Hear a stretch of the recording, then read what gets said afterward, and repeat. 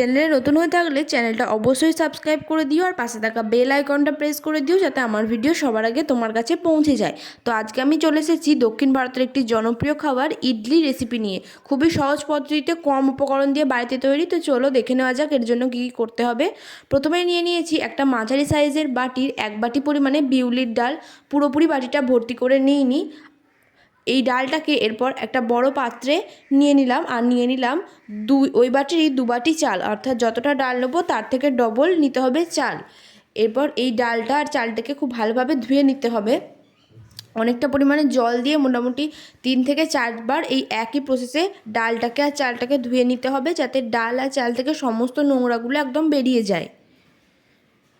এরপর 3 থেকে 4 বার ধুয়ে নেওয়ার পর এই চাল আর ডালটাকে ভিজিয়ে রাখবো মোটামুটি 10 থেকে 12 ঘন্টার জন্যে।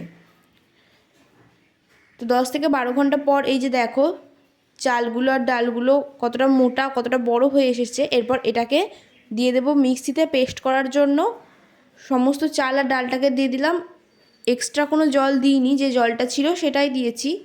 এবার এটাকে খুব ভালোভাবে পেস্ট করে নিতে হবে, যাতে একটা দানা গোটা না থাকে, একদম মিহি করে পেস্ট করতে হবে। তো এই যে দেখো পেস্ট হয়ে গেছে, পুরো চাল আর ডালটাকে পেস্ট করে নিয়েছি। এরপর একটা বড় পাত্রে সেই চাল আর ডালের পেস্টটা নিয়ে নেব। এরপর এটাতে অল্প অল্প করে জল দিয়ে এটার ঘনত্বটা ঠিক করতে হবে। শেষে আমি দেখাবো ঠিক ঘনত্বটা কতটা হবে। এভাবে অল্প অল্প জল দিয়ে এটাকে মেখে যেতে হবে। খুব বেশি মোটা করলে চলবে না, খুব বেশি মোটা করলে ইডলি তৈরি হতে অনেক বেশি সময় লাগবে। এটা এখনও মোটা আছে, এটাতে আরও পরিমাণে জল দিতে হবে।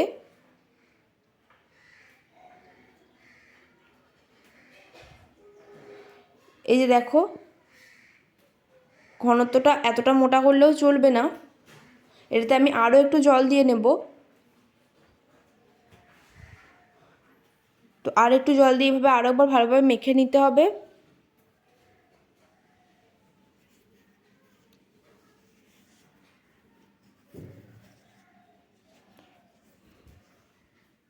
এরপর এটাতে দিয়ে দেবো আরও কিছু উপকরণ। দিয়ে দিচ্ছি অল্প পরিমাণে নুন, খুব বেশি নুন দেবো না, অল্প পরিমাণেই দিলাম। আর দিয়ে দেবো একদম অল্প, অর্থাৎ 1 চিমটি পরিমাণে বেকিং সোডা।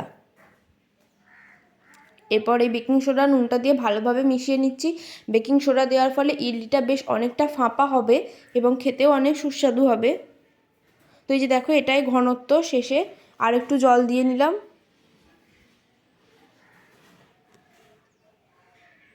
খুব ভালোভাবে আরেকবার এটাকে মিশিয়ে দিতে হবে শেষ অবধি। এই যে এই ঘনত্বটাই আমরা রেখেছি। এরপর একটা নিয়ে নিয়েছি ইডলি মেকার। ইডলি মেকারটাতে ভালোভাবে তেল বুলিয়ে নিচ্ছি, যার ফলে ইডলিগুলো তৈরি হয়ে গেলে খুব তাড়াতাড়ি উঠে আসে। তো এই যে দেখো তেল মাখিয়ে নিয়েছি খুব ভালোভাবে। এরপর এতে ইডলিগুলো দিয়ে দেবো একটা একটা করে। পুরোপুরি ভর্তি করে দেবো না, কারণ এটা ভাপে যখন দেব তখন ইডলিটা ফেঁপে আরও বড় হয়ে যাবে, তাই এটাকে পুরোপুরি ভর্তি করা চলবে না, অল্প একটু রেখে বাকিটা দিয়ে দিতে হবে।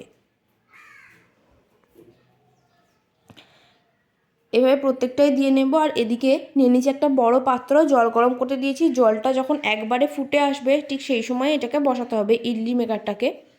এই দেখো প্রত্যেকটাই দিয়ে নিয়েছি। এরপর জলটা খুব ভালোভাবে যখন ফুটে গিয়েছিল তখনই ইডলি মেকারটাকে চাপিয়ে দিলাম। এরপর এটাকে রেখে দিতে হবে এইভাবে মোটামুটি 10 থেকে 15 মিনিটের জন্যে। মাঝে মাঝে খুলে একবার করে দেখতে হবে। দুই যে দেখো কত সুন্দরভাবে ফেপে গেছে। একটা চামচের সাহায্যে এইভাবে প্রেস করলেই উঠে চলে আসবে এটা। 10 থেকে 15 মিনিট পর এটাকে নামিয়ে নিতে হবে। আর এইভাবে উঠে না এলে সেটাকে ঠান্ডা হওয়ার জন্য অপেক্ষা করতে হবে। ঠান্ডা হয়ে এলে তবে উঠে আসবে।